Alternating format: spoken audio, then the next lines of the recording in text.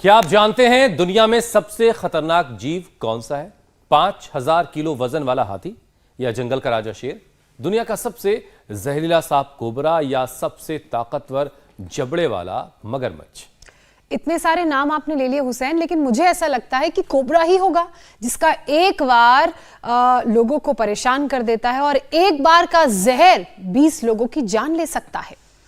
ज्योत्सना, आप हाथी को कैसे भूल सकती हैं? हम तो तस्वीरें भी दिखा रहे हैं। जरा सोचिए, 5000 किलो के वजन का हाथी, पैर तले जो आ गया उसके प्राण निकलना तो तय है। क्यों हुसैन, सही है ना? ये बात तो ठीक है, न शेर, लेकिन अब सच्चाई हम बताते हैं आपको। न शेर, न सांप, न हाथी, दुनिया का सबसे खतरनाक जीव है सिर्फ 2.5 मिलीग्राम का इतना सा मगरमच्छ, जिसकी 3500 से ज्यादा नस्ल हमारे आपके बीच मौजूद है। मच्छर, एक मच्छर वैसे किसी मगरमच्छ से कम नहीं है। और ये जो मच्छर वाला मगरमच्छ है इस वक्त बहुत परेशान कर रहा है सबको खूब सारा धुआं करना पड़ता है उसके लिए। और 3500 से ज्यादा नस्ल हमारे बीच इसकी मौजूद है, जो हर साल पूरी दुनिया में 10 लाख से ज्यादा लोगों की जान ले लेता है। देखिए, मच्छरों की बात तो मत ही कीजिए। ये ना तो सोने देते हैं और ना चैन से जीने देते हैं। कान के पास भिन भिनाते रहते हैं और मौका लगते ही अपने डंक से लोगों को डेंगू, मलेरिया, चिकनगुनिया जैसे जानलेवा बुखार का मरीज बना देते हैं। और मीनाक्षी, ये मौसम भी इनके लिए मुफीद है, इसलिए देश में डेंगू, मलेरिया के मामले तेजी से बढ़ रहे हैं। ये दोनों बुखार इतने खतरनाक हैं कि समय पर अगर इलाज ना हो तो मरीज की जान तक जा सकती है। और इसीलिए वक्त रहते इनके लक्षणों को पहचानना बहुत जरूरी है, क्योंकि मलेरिया हो या फिर डेंगू, इनके शुरुआती लक्षण आम बुखार जैसे ही लगते हैं। लेकिन अगर आपको काफी ठंड लगे, यानी ठंड लग करके बुखार आए, सिर दर्द, वॉमिटिंग महसूस हो, डायरिया और साथ में स्टमक पेन के साथ साथ प्लेटलेट्स में तेजी से कमी आने लगे, यानी प्लेटलेट्स जब गिरने लगती हैं तो एक बड़ा इशारा होता है। मसल्स में ऐंठन और जोड़ों में दर्द हो तो समझ जाइए कि मच्छरों के डंक का शिकार आप हो चुके हैं। जान पर आफत बने मच्छरों से निपटने के लिए राज्य सरकारों के साथ ही हेल्थ मिनिस्ट्री भी अलर्ट मोड पर है और इसलिए जीरो मलेरिया नीति के तहत रोड मैप तैयार किया जा रहा है ताकि 2030 तक मलेरिया से मुक्ति पाई जा सके। लेकिन जब तक डेंगू, मलेरिया खत्म नहीं होंगे तब तक मच्छरों की फौज का डटकर सामना करना होगा, और ऐसा तब हो पाएगा जब हम सबकी इम्यूनिटी स्ट्रांग होगी।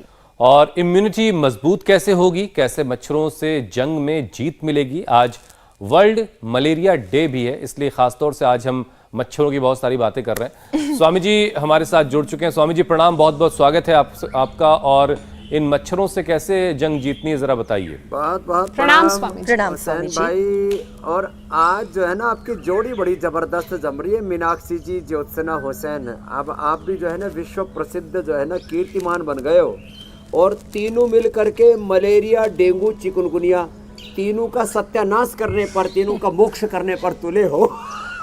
यहाँ पर भी हम देखो यज्ञ कर रहे हैं, उसका धूम्र जो है वो मच्छरों को तो भगाएगा ही।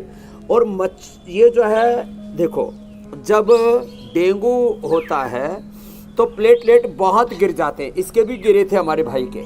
अनुलोम विलोम से तो इम्यूनिटी बढ़ाएंगे, सूर्य नमस्कार भी करेंगे, योगिक जॉगिंग भी करेंगे। कितना हो गए थे बेटा? मेरे 40,000 हो गए थे। 40,000? हाँ जी। और अब कितने हैं? फिर मैंने वो बीट ग्रास गिलोय और तुलसी मिला के और सुबह शाम पपीते के पत्तों का, पपीते के पत्तों का भी एक साथ ही ग्लास में मिला के पिया था, और करीब 10 दिन में मेरे 5.5 लाख पहुंच गए। 5.5 लाख? तो ये तो नॉर्मल के भी पार चला गया। हाँ, नॉर्मल के भी पार चला गया। तो मुझे लगता है ये लाइव एग्जांपल सुन करके बहुतों को इंस्पिरेशन मिलेगा। जाओ बेटा करो अपनी अम्मा के साथ। देखो यहाँ पे पेड़ पौधे ऐसे बने हुए, ऐसा लग रहा है जैसे कहीं गुफा हो और उसके अंदर जो है इनको बैठा दिया हो। ये हमारे डॉक्टर साहब कुछ बता रहे थे। ये जो मलेरिया होता है, ये देखो एक इंटरेस्टिंग बात बताता हूँ। भस्त्रिका, कपालभाति, अनुलोम विलोम, भ्रामरी उद्गीत तो बढ़ाता है ये हमारी इम्यूनिटी को। मैं सूर्य नमस्कार भी करूंगा अभी, और दंड बैठक भी लगाऊंगा। मलेरिया तो इसलिए मुझे मलेरिया वाले मच्छरों ने भी काटा डॉक्टर साहब, और डेंगू वाले ने भी, चिकनगुनिया वाले ने भी। मेरे को तेरू क्यों नहीं हुआ? ये कह रहे थे मलेरिया आधा मच्छर में पैदा होता है, आधा आदमी में। ये कैसा है? तो महाराज जी, जो मलेरिया है ये प्रोटोजोआ से होता है। हाँ, प्रोटोजोआ। और इसका नाम है प्लाज्मोडियम। हाँ। इसके 3-4 फैमिलीज हैं, 3-4 इसके वंशज हैं। प्लाज्मोडियम बाइबैक्स, प्लाज्मोडियम फैल्सीपेरम, सबकी अपनी अपनी तो ये etiology। आधा तो अब मच्छर में पैदा हो गया, हाँ, महाराज। फिर आदमी में कैसे पैदा होता तो है? महाराज जी, जब मादा एनाफिलीज मच्छर हमको काटता है, मादा, और वो फिर अच्छा, मतलब मादा परेशान करती है। हाँ, मच्छरों के केस में अच्छा बोल दिया मच्छरों के केस में। जो नर मच्छर है वो हमें नहीं काटते महाराज, हमें मादा मच्छर ही काटते। तो फिर क्या होता है? तो वो हमारे शरीर में ये बड़ी इंटरेस्टिंग बात है। अपने कुछ ऐसे वर्जन छोड़ देती है जो हमारे शरीर के ब्लड के साथ साथ लिवर तक पहुंचते हैं, और वहां जाके वो नया वर्जन बनाते हैं, और फिर वो जाके वो हमारे लीवर से फिर आरबीसी आरबीसी पर में अटैक जाते करते हैं, हैं और आरबीसी के अंदर अपना नया घर बनाते हैं, और आरबीसी को फाड़ फिर देते वहां हैं, पूरे प्रकट होते हैं। प्रकट होते हैं। हम क्या करते हैं? हम एक तो आरबीसी को स्ट्रॉन्ग करते हैं, व्हीट ग्रास देकर, एलोवेरा दे करके, गिलोय दे करके, पीपल के पत्तों का रस, अनार का रस दे करके, तो ये सारी चीजें आरबीसी को अच्छा करती है और लीवर फंक्शंस को अच्छा करते हैं, तो उसको फिर हम मारते हैं। उसको करते हैं महाराज। तो ये तो हमने मलेरिया का बताया। वैसे इसमें महासुदर्शन घनवटी, महासुदर्शन चूर्ण, और इसके अंदर कुटकी महाराज। पहले से सबसे पहली जो मलेरिया बनी कुटकी से बनी, कुटकी और चिरायता। कुटकी और चिरायता इसको फायदा करता है मलेरिया को। डेंगू को दूर करने के लिए हमने डेंगू नील बना रखी है। चिकुनगुनिया अच्छा स्वामी जी, ये कुटकी क्या होता है, ये थोड़ा बताइएगा। चिकुनगुनिया है ना, ये हमारे स्केलेटन सिस्टम पर, मसल्स पर, ये क्योंकि जी स्वामी जी, ये जो कुटकी आप अक्सर जिक्र करते हैं ना, कुटकी को, क्योंकि मिलेट ईयर हम मना रहे हैं, तो कुटकी का इस्तेमाल अलग अलग चीज़ों में, मैंने भी एक बार पास्ता में करके देखा था कुटकी का, लेकिन मुझे बहुत ज़्यादा इसकी जानकारी नहीं कि कुटकी होता क्या है। इस पर थोड़ा सा एक ब्रीफ दे दें, फिर हम टॉपिक लेंगे। एक तो कुटकी अनाज है, एक कुटकी जड़ है, एक पौधे की बहुत कड़वी कड़वी होती है। तो कुटकी की जड़ खाने से मलेरिया ठीक हो, कुटकी से और चिरायता से, दोनों ही भयंकर कड़वे होते हैं। ये लिवर फंक्शंस को अच्छा करते हैं, ये हमारे आरबीसीज को जो है हेल्दी बनाते हैं। और एक कुटकी अनाज है, उसके खाने से आपकी इम्यूनिटी बढ़ेगी, और उससे भी कुटकी जो मिलेट है उसके खाने से इम्यूनिटी बढ़ेगी, और उससे जो है आप बच जाएंगे मलेरिया से। और सूर्य नमस्कार तो करना ही करना है। और एक बात और खास बता देता हूँ, आज की ब्रेकिंग न्यूज, हमने जो है महासुदर्शन घनवटी, महासुदर्शन चूर्ण, कुटकी और चिरायता से तो मलेरिया को ठीक किया, डेंगू नील से डेंगू को, और जो है चिकुनगुनिया को तो हमने गिलोय घनवटी से, गिलोय घनवटी एडवांस से, उसी से ठीक कर दिया। और उसके प्रभाव को कम करने के लिए फिर चंद्र प्रभावटी और जो है कैसो और गुग्गुल, ये सब प्रयोग किया। आज हम दो चीजें नई लेकर के आए। हमने कहा था मुनक्का, अंजीर और ये खूब कला, इसकी चटनी बना करके खाओ, और इससे जो है आपका टाइफाइड ठीक हो जाएगा। तो हमारे डॉक्टर ने, ये जो है अनुराग जी ने, ये टाइफोग्रिट नया तैयार कर दिया, और फीवर के लिए, सभी प्रकार के फीवर के लिए फीवोग्रिट। तो इसके लिए जोरदार तालियां होनी चाहिए भाई। एक बार हमारे नए अनुसंधान करने के लिए हमारे डॉक्टर अनुराग जी का। टाइफोग्रिट टाइफाइड के लिए, और फीवोग्रिट फीवर के लिए। तो फीवर के लिए लोग पैरासीटामोल, क्रोसिन लेते हैं।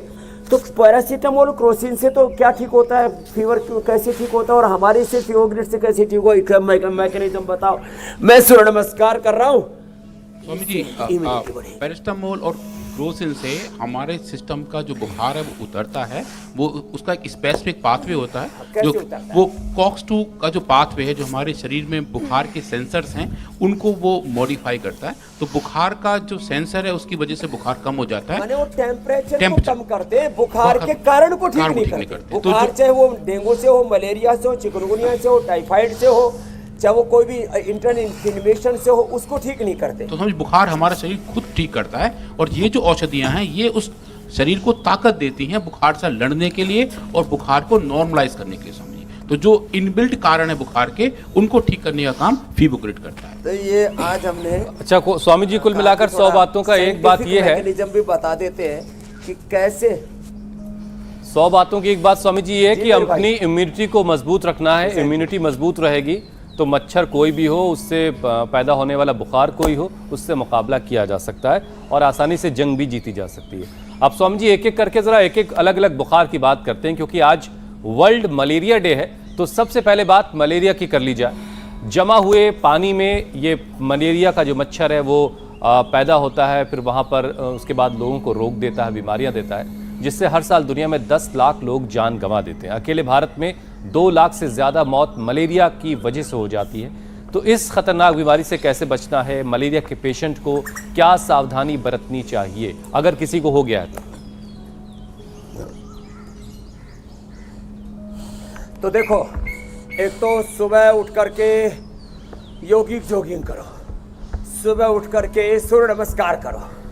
योगिक जॉगिंग के 2 ही पॉइंट कर लिए, 1 और ये 2। और सुबह उठ करके सूर्य नमस्कार के बाद फिर दंड बैठक लगाओ, जो अभी मैं लगा रहा था। और फिर दंड बैठक लगा लें, ऐसे ना लगाए तो भुजंगासन कर लें, नहीं तो हमारे डॉक्टर अनुराग जी की तरह कपालभाति अनुलोम विलोम ही कर लें। तो ये डॉक्टर साहब और मेरा एक ही काम है। आजकल यूपी में जैसे सीधी जलेबी बनने लग गई, बोले जो है योगी जी ने और मोदी जी ने जलेबी को भी सीधा कर दिया। आजकल सीधी सीधी जलेबी तल रहे यूपी वाले। तो हम जो है इसको मलेरिया को, डेंगू को, चिकनगुनिया को सीधा कर देंगे। हमने एक सीधा सा रास्ता, सुबह उठो और ये डंडा मारो जैसे मैं मार रहा हूँ इसको। तो हमारे डॉक्टर को वैसे ही आप मजाक में मार रहा हूँ। तो ये जो रोज सुबह जो गिलोय पियेंगे ना मेरे भाई, रोज जो सुबह गिलोय पियेंगे, गिलोय नीम तुलसी, इसकी गोली सुबह सुबह खा ले। अश्वगंधा इसको खाने के बाद खा ले। अश्वगंधा, अश्वशिला ये खाने के बाद ली जा सकती है। इम्यूनोग्रिट खाने के बाद ली जा सकती है। सुबह उठ करके गिलोय घनवटी खा लो, इसमें 7 चीजें होती है। इसमें नीम है, गिलोय है, तुलसी है, त्रिफला है, सब है इसके अंदर। तो ये गिलोय घनवटी एडवांस खा ले। अच्छा, फिर किसी को जैसे बताया था अभी कि ये जो मलेरिया प्रोटोजोआ से होता है और ये आधा मच्छर में और आधा मनुष्य के लीवर में जा करके और आरबीसी को गड़बड़ करके होता है। तो इसके लिए क्या करें? इसके लिए गिलोय घनवटी या गिलोय घनवटी एडवांस ले लें, गिलोय तुलसी नीम का काढ़ा पी लें और अपनी इम्यूनिटी बढ़ाने के लिए इम्यूनोग्रिट लेते रहे। ये बड़ा ज़बरदस्त है इम्यूनोग्रिट मेमोरी ग्रिट। आपको भी डॉक्टर साहब 150 साल जिए ना, आप भी रोज एक खाया करो। खा रहे हो? तो ये है। और फिर मलेरिया से बुखार नहीं उतरे तो क्या करें? तो ये फीवोग्रिट ले लें। ये फीवोग्रिट बड़ा ज़बरदस्त है। इस फीवोग्रिट में क्या क्या डॉक्टर साहब? फीवोग्रिट का जो हमारा बेस है वो चिरायता, गिलोय, बला, अश्वगंधा, कुटकी। तो ये जो चीजें हैं, कोच के बीज महाराज जी, ये जबरदस्त चीजें सदियों से आयुर्वेद में महर्षि चरक ने ज्वर प्रकरण में जो लिखा था। तो ये फीवोग्रिट जो है इसकी एकदम परफेक्ट दवाई है। और हमने बताया था चिरायता और कुटकी दोनों का काढ़ा ही पी लो, वैसे ज्वरनाशक बात हम देते हैं, तीनों को ठीक करता है। वो मलेरिया को भी, डेंगू को भी, चिकनगुनिया को, तीनों को अच्छा करता है। और साथ में मंडू का आसन करना ना भूले, ये तो हर परिस्थिति में करना है। इम्यूनिटी बढ़ाने के लिए तो सूर्य नमस्कार, दंड बैठक मैंने बता दिए थे, और भुजंगासन। और ये लीवर फंक्शंस अच्छे होने ज़रूरी हैं, उसके लिए ये बहुत ज़रूरी है मंडूकासन, वज्रासन में बैठ के, पद्मासन में बैठ के, योग मुद्रासन, फिर अर्धमत्स्येंद्रासन, वक्रासन, गोमुखासन। स्वामी जी योगाभ्यास तो करवाते रहिए, लेकिन अब ज़रा मलेरिया की बात हो गई तो मलेरिया का भैया जी हैं एक डेंगू, उनकी भी बात कर लेते हैं। डेंगू होने पर स्वामी जी प्लेटलेट्स बहुत तेज़ी से गिरती है, पेट में बहुत दर्द रहता है और इसका जब असर बढ़ता है तो नाक से ब्लीडिंग तक होने लगती है, नाक से खून तक आने लगता है। तो स्वामी जी डेंगू के जो मरीज हैं वो क्या उपाय करें, और क्या जब प्लेटलेट कम होने से होता है? क्या होता है हुसैन भाई, डेंगू में जब प्लेटलेट गिर जाता है ना, वो नाक से भी ब्लीडिंग होती है, यूरिन से भी ब्लीडिंग हो सकती है, टॉयलेट से भी ब्लीडिंग हो सकती है, और इंटरनल ब्लीडिंग भी हो सकती है जो ना दिखे। तो इसके लिए ना प्लेटलेट ना गिरे, इसके लिए तो देखो डेंगू के लिए तो डेंगू नील हमने बनाया है। ये सबसे सस्ती, सबसे अच्छी, सबसे प्रभावी दवा है।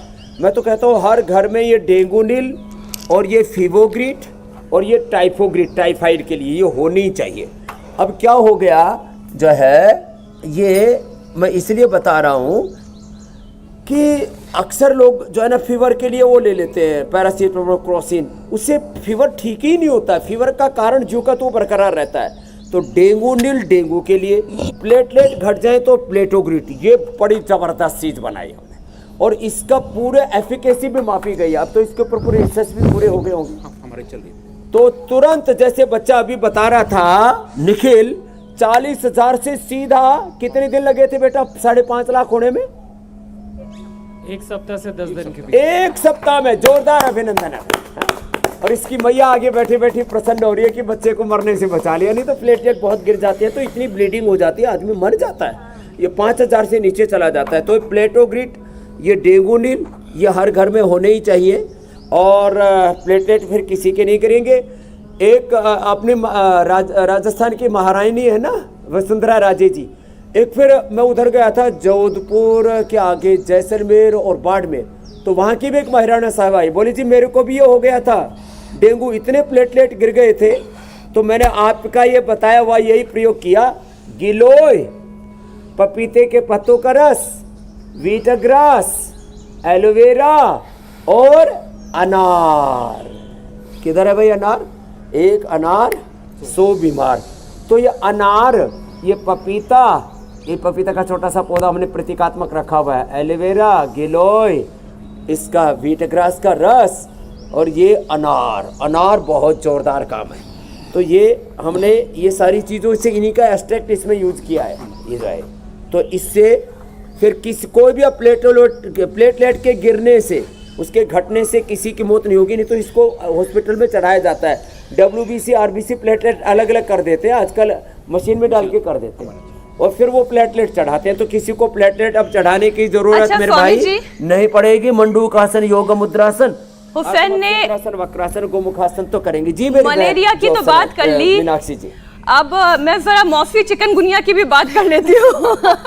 डेंगू की भी। सब रिश्तेदार हैं। तो चिकनगुनिया भी डेंगू की तरह स्वामी जी सीधे ब्लड प्लेटलेट्स पर ही हमला करता है, इसमें तो कोई शक नहीं है। और इस अटैक से बचने के लिए देखिए योगाभ्यास तो आप बता ही रहे हैं, और प्लेटलेट्स गिरने पर किन किन चीज़ों का सेवन करना चाहिए, लेकिन कमजोरी इतनी आ जाती है स्वामी जी कि कोई भी उपाय जो है इंस्टेंट असर दिखाता नहीं है। तो पहले तो ये ब्लड प्लेटलेट्स को हम ठीक करें, काउंट इसका कुछ बढ़ाएं, लोग ऐसा तो क्या सोचते करना हैं चाहिए? मीनाक्षी जी, जी। चिकन खाओ चिकनगुनिया से बचाओ पालो। ये ऐसा गलत है कि चिकन खाने से चिकनगुनिया से बच जाएंगे। तो ये चिकनगुनिया नहीं है, चिकनगुनिया है। तो ये इसकी कमजोरी कैसे ठीक होगी? एक तो ये इम्यूनोग्रिट, मैं सच्ची बोल रहा हूँ, मैं तो 2 दिन से खाया है साहब ये इम्यूनोग्रिट, और ऐसी ताकत रहती है, घोड़े की तरह दौड़ता हूँ। पहले से मेरी स्पीड 1.5 गुनी हो गई है दौड़ने की। हाँ, अब CRPF वालों को मेरे साथ शिफ्ट में दौड़ना पड़ता है। इतना ज़बरदस्त है। तो एक तो इम्यूनोग्रिट खाएं, ये बड़ा ज़बरदस्त है इम्यूनोग्रिट। और इसका असर, एक तो बुखार आता है, तो बुखार के लिए तो मैंने 5-7 विकल्प बता दिए।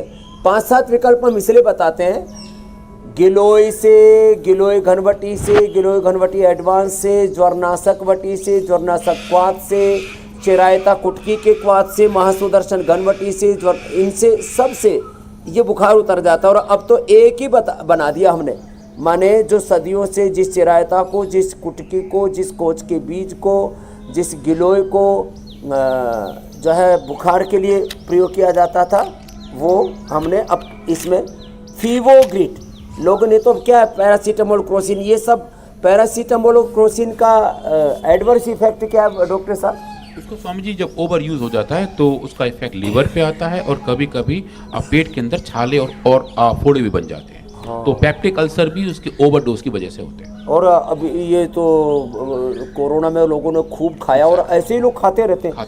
लेकिन अरे हाँ, आप अभी तो बता ही नहीं रहे हो, आप भी थोड़ी सी हमदर्दी रखते हो इन मेडिकल माफियाओं के प्रति। ये जो फीवर की दवाई खा खा करके, बुखार की, टाइफाइड की और बुखार की दवा खा के लोग, बच्चों को टाइप 1 डायबिटीज कैसे हो जाती है? टाइप 1 डायबिटीज बुखार की दवा खा के महाराज जी शायद कहीं ना कहीं कुछ उसका एक्शन पेनक्रियास पे आता होगा, क्योंकि मेरे पास तो सैकड़ों रिपोर्टेड केसेस हैं।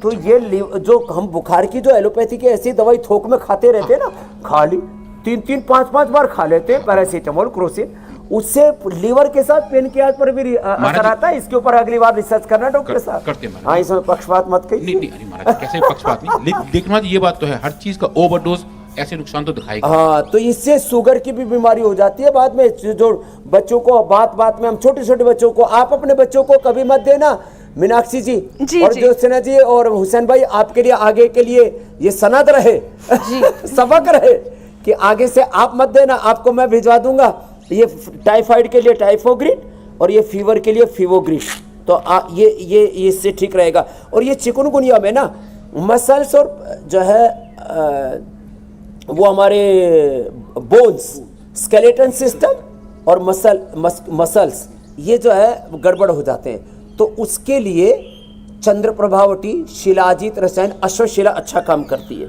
चंद्र प्रभा शिलाजित रसायन अश्वशिला, उसका प्रयोग किया करें। तुलसी का भी इस्तेमाल किया, तुलसी भी अच्छा काम करती है। स्वामी जी, तुलसी तो घर में, तुलसी और गिलोय ये तो घर घर में लगाएंगे, ये डंडा ही पौधा बन जाता है। जी मेरी बहन, जो ये बीमारियों का कुनबा है जिनसे हमने अपने परिवार को और अपनों को बचाना है। स्वामी जी देखिए ना, डेंगू, चिकनगुनिया या मलेरिया, कोई भी बीमारी क्यों ना हो, इनकी वजह से लोग सालों साल हड्डी दर्द से भी परेशान रहते हैं। अभी इस बात का जिक्र भी आप कर रहे थे। तो ये बुखार हड्डियों को पेन ना दे, और उसके लिए हम क्या करें कि ये बुखार हड्डियों तक ना पहुंचे और साथ ही हड्डियां भी मजबूत। एक तो हड्डियों के लिए ऊँटने का दूध, डॉक्टर साहब आप एक दिन तो ये ऊँटने का दूध पिया करो, तो कभी आपको डायबिटीज नहीं होगी। स्वामी जी हाइट ज्योत्सना जैसी हो जाएगी और फिर। सप्ताह में एक बार इसका दूध दही छाछ बना करके और एक बार बकरी का दूध पिया करो। ठीक है। हाँ, माँ का दूध तो आपने पिया पहले, फिर गौमाता का दूध पिया, भैंस अंटी का भी पिया होगा। अब ये जो है ना, बकरी का दूध प्लेटलेट के लिए परम औषधि होता है। ठीक है। ये बड़ा जबरदस्त है। और हड्डियों को मजबूत बनाने के लिए मैं 5-7 उपाय बताता हूँ। गिलोय से हड्डियाँ मजबूत बनती हैं, ये हमारा स्थापित सत्य। आप इसके ऊपर और रिसर्च करो डॉक्टर साहब। ठीक है। गिलोय से अर्थराइटिस भी दूर होता है, हड्डियाँ भी मजबूत होती है। और इसका एक प्रमाण देखो फिजिकली है, इसको ऐसे तोड़ते हैं ना तो ये टूटती नहीं है, अपनी पावर। इसका मतलब ये हड्डियों की और मांसपेशियों का जो है ना, जैसा ही इसका आकार बना हुआ है, परमात्मा ने ऐसे ही बना रखा है इसको। तो ये गिलोय से हड्डियाँ मजबूत होती है, चंद्रप्रभा से हड्डियाँ मजबूत होती हैं, और लाक्षादि गुग्गुल से हड्डियाँ मजबूत होती है, अश्वगंधा से, अश्वशिला से हड्डियाँ मजबूत होती हैं, और वंशरोचन से हड्डियाँ मजबूत होती हैं। दूध में हल्दी और शिलाजीत अश्वगंधा ले लो तो हड्डियाँ इतनी मजबूत हो जाती है, फौला दिया एकदम, कोई मतलब कोई टकराए तो दूसरा फूटे ही जाए, ऐसा हमसे जो टकराएगा चूर चूर हो जाएगा, आपके अंदर सामर्थ्य आ जाता है, फौलादी शरीर हो जाता है, जो हमसे टकराएगा चूर चूर हो जाएगा। जी कुछ कह रहे हैं हुसैन भाई, लगाओ आहुति। स्वामी जी देखिए, डेंगू की बात हुई, मलेरिया, चिकनगुनिया सबकी बात हो गई, और इनके जो इफेक्ट्स हैं उस पर भी अब हम बात कर रहे हैं। तो डेंगू का जो असर है वो डाइजेशन पर भी पड़ता है। इसके लिए क्या करना चाहिए कि डाइजेशन मजबूत रहे? अच्छा, क्या डाइजेशन मजबूत है तो क्या डेंगू का असर पेट पर नहीं होगा? अच्छा रहे, इसके लिए तो हमने बहुत बड़ी रिसर्च की, लिवोग्रिड तैयार किया, और इससे हमने आदरणीय अमित शाह जी जो हमारे देश के गृह मंत्री हैं और देश की रक्षा के लिए प्रतिबद्ध है, उनकी बहन का हमने हमारा सबसे बड़ा केस वो है जिसको सारी दुनिया जानती है। उनकी बहन के हस्बैंड भी एक बहुत बड़े सर्जन है अमेरिका में, तो उनको 7 साल पहले हमने ठीक किया था लीवर सिरोसिस से भी। Liver cirrhosis, fatty liver, hepatitis, पाचन तंत्र का कोई भी रोग हो, सर्वकल क्वाथ, इससे सस्ती कोई दवाई नहीं हो सकती जो है। ये ज्वरनाशक क्वाथ तो हो गया उसके लिए, बुखार के लिए, और ये सर्वकल क्वाथ हो गया, ये जो है बहुत ही ज़बरदस्त है ये लीवर के लिए। फिर लिवोग्रिड लीवर, अर्जुन का हार्ट के लिए, और ये श्वासारी क्वाथ है, ये फेफड़े पर कोई भी किसी भी कारण से असर आ जाए उसके लिए। बड़े ज़बरदस्त इनके रिजल्ट है साहब। तो लीवर पर असर ना आए इसके लिए एक तो कपालभाति तो करें, मंडूकासन, योग मुद्रासन, और एक होता है पवन मुक्तासन, ये लीवर के लिए। और लीवर की सारी प्रॉब्लम्स के लिए लिवोग्रिड लीवामृत, पेट में सूजन है तो पुनर्नवारिष्ट, भूख नहीं लगती तो द्राक्षासव, तो भूख भी अच्छी लगेगी, नींद भी अच्छी आएगी, हार्ट भी अच्छा रहेगा, और दारू पीने की आदत भी छूट जाएगी। तो जितने भी दारू पीने वाले भाई बहन हैं, आजकल तो लेडीज भी पीने लगी वाइन, तो इसमें हमने द्राक्ष से ये वाइन तैयार कर दी, आपको नेचुरल वाइन। हाँ भाई, कोई इसका गलत प्रचार मत करना कि बाबा की दारू है कि पतंजलि की वाइन है, लेकिन ये द्राक्षासव ले ले उससे, और हाजमा भी अच्छा हो जाता है। बुखार के बाद भी लोगों का ना कई दिनों तक हाजमा अच्छा नहीं रहता है, तो द्राक्षासव इसमें बड़ा ज़बरदस्त काम करता है। और किसी को फिर आते कमज़ोर हो जाएं और बार बार दस्त जाना पड़े तो कुटजारिष्ट, कोटाजमन, घनवटी, कोलोग्रीट। और ऐसे सामान्य रूप से मैंने बोला ये बकरी का दूध लीवर के लिए और पाचन तंत्र के लिए हमने पूरे देश में उपलब्ध करा दिया है। ये प्रचार नहीं कर रहे हैं, उपचार के लिए हमने उपलब्ध कराया है। बाकी तो किसी को अमूल दूध पीना है, मदर डेयरी का दूध पीना है तो ब्रांड है। मदर डेयरी को दूध नहीं देती है, दूध तो गाय भैंसी देती है ना, अमूल दूध देता है। अमूल दूध पीता है इंडिया बकरी का दूध पीता है इंडिया लीवर के लिए ये। हाँ, और ये जो पीछे आखा खड़ा है ना, ये डॉक्टर साहब देखो पीछे, लोग कहते हैं आखा बड़ा शुभ होता है, पतंजलि में अपने आप ही खड़ा हो जाता है।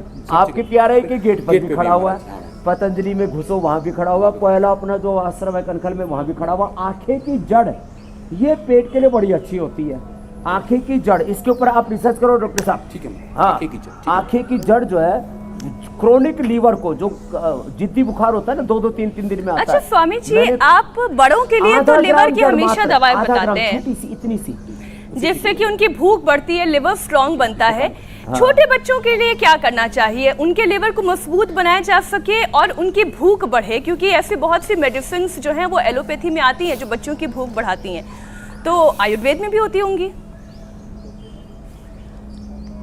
एलोपैथी में जो भूख बढ़ाती है ना वो सिंथेटिक सारी चीज़ें हैं, हमारे पास में नेचुरल है। तो इसमें क्या करें, ये जो है ना बच्चों को ये लिवोग्रिट जो है ना सिरप है, तो लिवोग्रिट सिरप हमने बना रखा है। आज उसको नहीं रखा हमने यहाँ पे, लेकिन लिवामृत जूस जो है बहुत ज़बरदस्त है, तो लिवामृत जूस पिला देना। और जो लिवोग्रिट की टैबलेट है ना, उसी के अंदर ही लिवोग्रिट की एक टैबलेट और आधा चम्मच हनी मिला करके पानी में घोल करके पिला दो, इससे बढ़िया तो कुछ हो ही नहीं सकता। तो या तो लिवोग्रिट पानी में घोल के और थोड़ा हनी के साथ पिला दे, नहीं तो लिवामृत जूस है वो भी दे दे। ये दोनों ही बड़ा ज़बरदस्त काम करते हैं। और बच्चों की भूख बढ़ाने के लिए ये जो द्राक्षासव है ना, ये तो बहुत ही ज़बरदस्त है। द्राक्षासव इसको पी लिया करें, द्राक्षासव के बराबर। और अनार बच्चों को दिया करें, अनार से एकदम से पाचन एकदम स्ट्रॉन्ग हो जाता है। तो ये द्राक्षासव हमने 30 साल बाद बनाया। इधर देना भाई, द्राक्षासव बहुत ज़बरदस्त है। लोग हमने इसलिए नहीं बनाया था, हम कहेंगे कि हम बनाएंगे तो लोग कहेंगे बाबा जी ने दारू बना दी, लेकिन ये सच है कि इससे हजमा भी अच्छा होता है, इससे नींद भी अच्छी होती है, इससे हार्ट भी अच्छा होता है। ये द्राक्ष से तैयार होता है, वो अंगूर को सड़ा करके जैसे वो वाइन बनाते हैं वैसे नहीं होते, ये मुनक्का से तैयार होता है, द्राक्ष माने मुनक्का से। और इसके अंदर बाकी जितने भी आसव हैं उनके अंदर 5, 6, 7 तक होता है अल्कोहल, इसमें ये 9 तक पहुँचता है, डबल डिजिट इससे ज़्यादा फिर वो दारू की श्रेणी में आ जाता है। तो ये द्राक्षासव बच्चों को भी पिला सकते हैं, उनको नींद भी अच्छी आएगी, पाचन भी अच्छा रहेगा। और अनार खिलाया करे बच्चों को। स्वामी जी, इसमें 2 चीजें, एक द्राक्षासव है और एक द्राक्षा। अनार, गाजर, चुकंदर तीनों का जूस पिला दें, बेस्ट। स्वामी जी, इसमें 2 चीजें, एक द्राक्षासव जिसकी आप बात कर रहे हैं और द्राक्षारिष्ट भी एक चीज है, इन दोनों में क्या फर्क है? तो द्राक्षासव बनता है औषधियों को डाल करके, सड़ा करके, एक तरह से कहे तो फर्मेंटेशन करके। और द्राक्षारिष्ट इसको उबाल करके बनता है, तो उबाला हुआ उतना अच्छा नहीं होता, तो अरिष्ट से ज़्यादा आसव अच्छा होता है। आसव जिनको सड़ा करके फर्मेंटेट करके बनाया जाता है, अरिष्ट जिनको उबाल करके बनाया जाता है। ये आसव अरिष्ट में अंतर हो गया। भस्म उसको बोलते हैं जिसको फूक करके बनाया जाता है। पिष्टी जैसे मोती भस्म, मोती को फूक दिया, मुक्ता शक्ति भस्म, शंख भस्म फूक दिया, लोह भस्म लोहे को फूक दिया। और पिष्टी, प्रवाल पिष्टी, मोती पिष्टी, उसको फूका नहीं, उसको खरल में डाल के गुलाब जल में घोट करके जो बनाया जाता है वो पिष्टी, और फूक करके जो बनाया जाता है उसको भस्म। फिर उड़ा करके जिसको बनाया जाता है उसको कूपी पक्व रसायन, जैसे गंधक, पारा, इसको मिला करके और बोतल में ऊपर चिपक जाता है उसको कूपी पक्व रसायन। तो बहुत विद्या है तो हमारी। और वटी जो है चूर्ण, अवलेह चाटा जाता है, वटी चूर्ण तो पता ही, एक्सट्रैक्ट सत्व बोला जाता है उसको, सत्व एक्सट्रैक्ट। तो ये ऐसे ही आयुर्वेद की पूरी प्रक्रिया है। अब तो आप इसमें निष्णात हो गए मेरे भाई हुसैन जी। अच्छा स्वामी जी, डेंगू हो, मलेरिया हो, इस तरह के जो तमाम बुखार हैं, ये किसी को हो जाए तो उसके बाद कई दिनों तक कमज़ोरी बहुत रहती है, थकान सी बहुत महसूस होती रहती है और कई दिनों के बाद ये थकान जो है वो जाती है। इसके बारे में भी कुछ बताइए, लेकिन एक और विषय मैं इसके साथ शामिल कर लूँ। बच्चों में स्वामी जी ब्रेन मलेरिया के मामले ज़्यादा देखने को मिलते हैं। ये 5 साल से कम उम्र के बच्चों पर ज़्यादा अटैक करता है। तो ये ब्रेन मलेरिया को से लेकर के डेंगू चिकनगुनिया तक के जो के लिए प्राणायाम कितना कारगर है, जरा इसके बारे में बताएं। और तो देखो, अब ब्रेन मलेरिया के बारे में डॉक्टर साहब आप भी बताओ थोड़ा सा। और उस जो कमजोरी आ जाती है उसके लिए द्राक्षासव, उसके लिए इम्यूनोग्रिट, उसके लिए अश्वगंधा, उसके लिए ये अश्वशिला और इम्यूनोग्रिट क्वाथ, इम्यूनोग्रिट पाउडर। हमने तो बहुत सारे विकल्प तैयार कर रखे हैं, सब हम लोगों को देते हैं।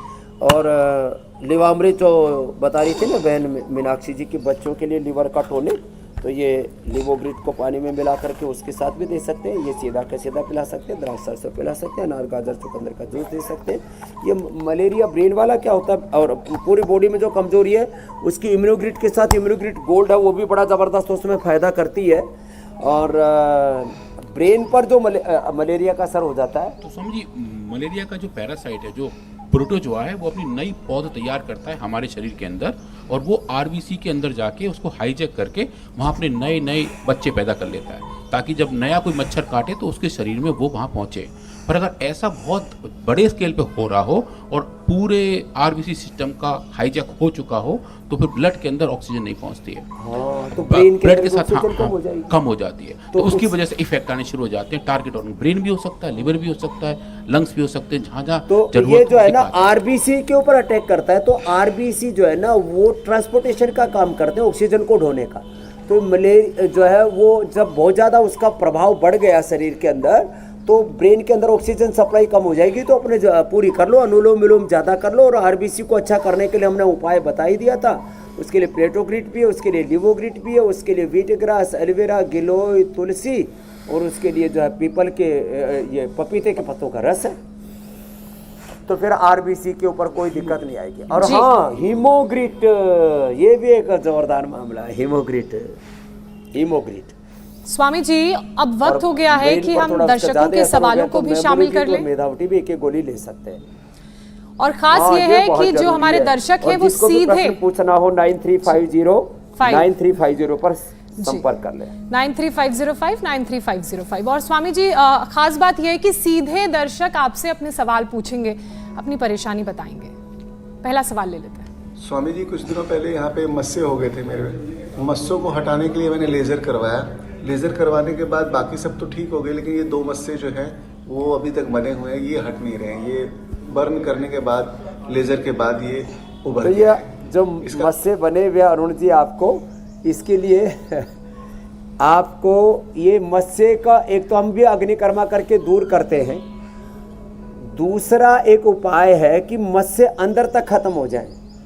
तो जो है सोडा, जो है कपड़े धोने वाला जो सोडा होता है, सोडा, इसके अंदर गेरू और सज्जी क्षार, सोडा पाउडर, सज्जी क्षार, गैरिक पाउडर, इनको मिला लेते हैं। और चूना, चारों चीज़ें बराबर मात्रा में।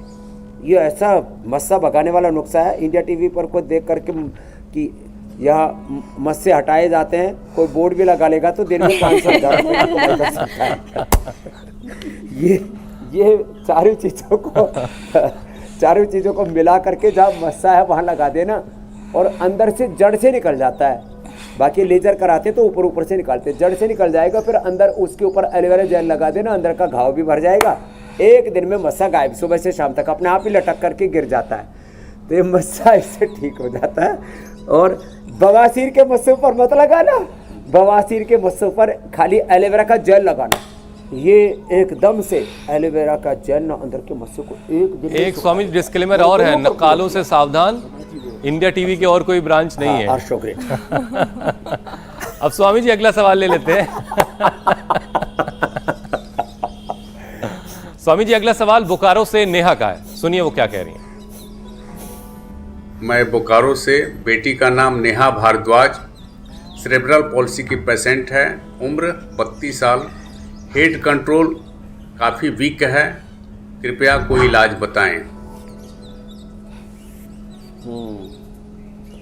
देखिए नेहा जी पूरी तरह से अच्छे हो जाएंगे, सेरेब्रल पैलिसी भी ठीक होगी, और इसमें एक तो अनुलोम विलोम करें, भ्रामरी उद्गीत करें, ओंकार गायत्री ध्यान करें, मेधा इष्टि से हवन करें जैसे यहाँ हवन चल रहा है, और इम्यूनोग्रिट और न्यूरोग्रिट, ये इम्यूनोग्रिट और न्यूरोग्रिट तो खाली पेट लेना है, ये न्यूरोग्रिट और इम्यूनोग्रिट खाली पेट ले, और खाने के बाद जो है वो अश्वगंधा या अश्वशिला ले ले, त्रयोदशांग गुग्गल ले ले, अश्वगंधा अश्वशिला ठीक है, मेधावटी और मेमोग्रिट भी एक एक गोली, खाली पेट इम्यूनोग्रिट न्यूरोग्रिट खाने के बाद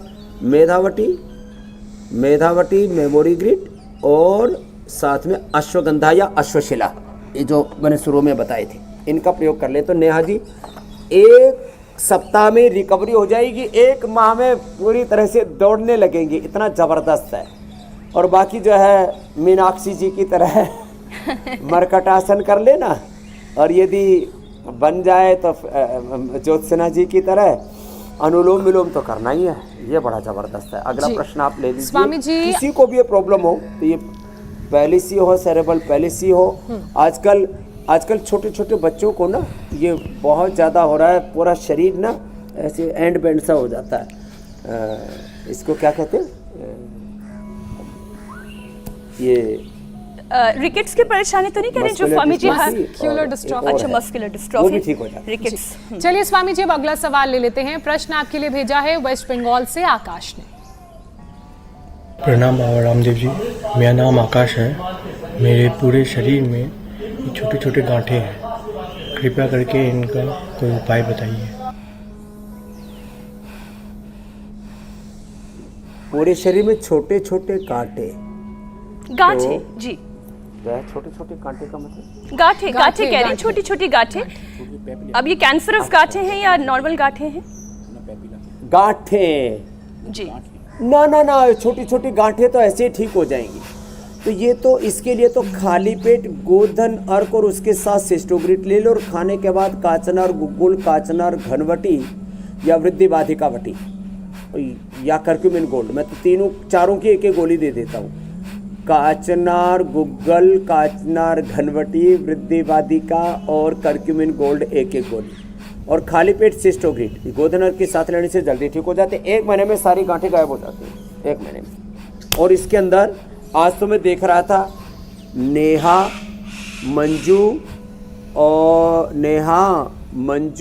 और शर्मा, इनका कैंसर तक हमने तो ठीक कर दिया 2 महीने में, पूरा रिपोर्टेड केसेस है और सारी रिपोर्ट है। तो गांठ भी कैसी भी हो पूरी ठीक हो जाएंगी। जो अभी उपाय बताया, सिस्टोग्रिट और काचनार, वृद्धि बाधिका और कर्क्यूमिन गोल्ड का प्रयोग करें। थोड़ी देर के लिए अनाज, नमक, मीठा बंद कर दें, और हो सके तो सप्ताह में 3 दिन उपवास करें लौकी जूस के ऊपर।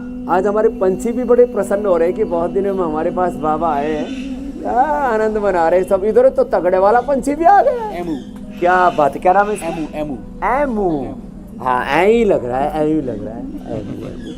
तो अगला प्रश्न आप ले लीजिए। स्वामी जी अगला सवाल भोपाल से यशवी ने आपके लिए भेजा है, सुनिए वो क्या कह रही हैं। मेरे को SLE हो गया है 2015 से, और बिना स्टेरॉयड और हाइड्रोक्सीक्लोरोक्वीन टैबलेट के बिना मेरे को इश्यूज बढ़ जाते हैं। मेरे को ये हर स्किन में रैशेस हो रहे हैं, ये सेम रैशेस फिंगर्स, ये हाथों में हो रहे हैं, हेयर लॉस हो रहा है। शर्मा जी, इसको SLE हो गई है, स्किन हो रहे हैं, तो गिलोय और एलोवेरा का जूस पिएंगी, इम्यूनोग्रिट खाएंगी, इम्यूनोग्रिट और न्यूरोग्रिट एक एक गोली खाली पेट, और खाने के बाद जो भी SLE के कारण से जो भी सिम्टम्स आ रहे हैं उसके सिम्टम्स की दवाई ले लेंगे। किसी को अलग अलग प्रकार से अलग अलग SLE से अलग अलग अंगों पर असर आता है। किसी को लीवर पर असर आ गया तो लिवोग्रिट, किडनी पर असर आ गया तो रीनोग्रिट, हार्ट पर असर आ गया तो कार्डियोग्रिट, या अर्जुन अरिष्ट, या अर्जुन की छाल, या अर्जुन घनवटी, ब्रेन पर असर आ रहा है तो मेधावटी और मेमोरीग्रिट, और आंखों पर असर आ रहा है तो आईग्रिट। तो एक तो इम्यूनोग्रिट से और न्यूरोग्रिट से अंदर से उससे उभर जाएंगे। गिलोय बहुत ज़रूरी है, गिलोय एलोवेरा, रैसेज भी उनके ख़त्म हो जाएंगे। तो बहन आप पूरी तरह से इससे मुक्त हो जाएंगे, क्योंकि हमने कई बार सारी लाइव एग्जाम्पल्स के साथ बता रखा है। SLA और सारी ऑटोमेन डिजीज अच्छी होती है। और आप जहां कहीं से इस वक्त इंडिया टीवी देख रहे हैं और अगर आप अपने सवाल स्वामी रामदेव से पूछना चाहते हैं तो अपने सवालों को छोटा रखें और कोशिश कीजिए जब सवाल रिकॉर्ड कर रहे हो तो अपने टीवी की आवाज़ बिल्कुल बंद कर दी, ताकि स्वामी जी तक आपका जो वीडियो पहुंचे वो आसानी से उसको देख सकें और समझ सकें।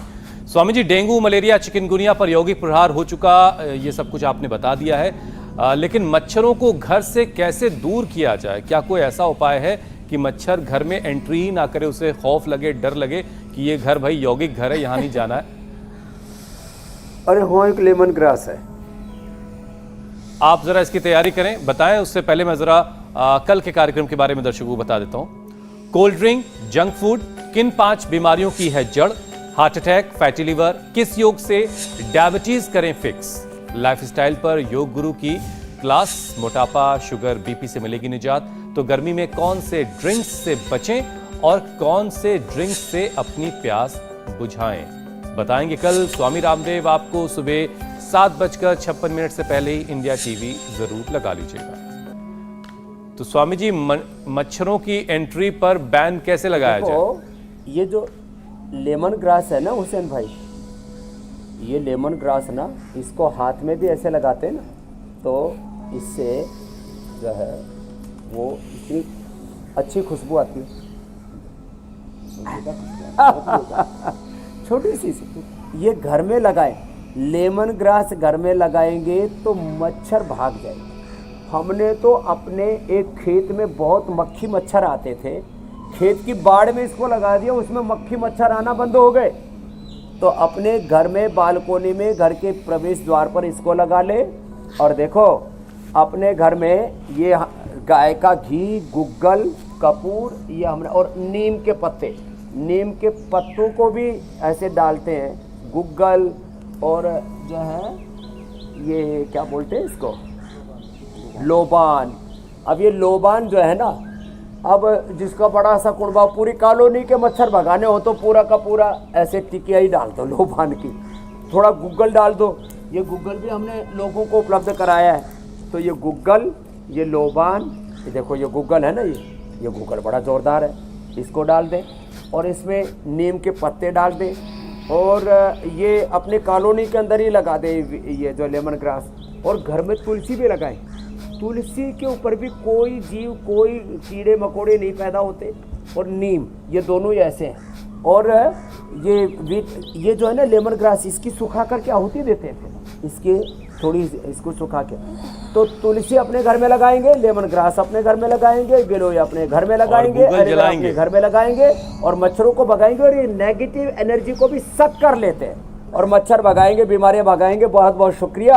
ऐसे रोग मुक्त भारत इंडिया टीवी के माध्यम से बनाएंगे। बहुत बहुत धन्यवाद। बहुत बहुत शुक्रिया स्वामी जी, प्रणाम। स्वस्थ भारत आए स्वाहा।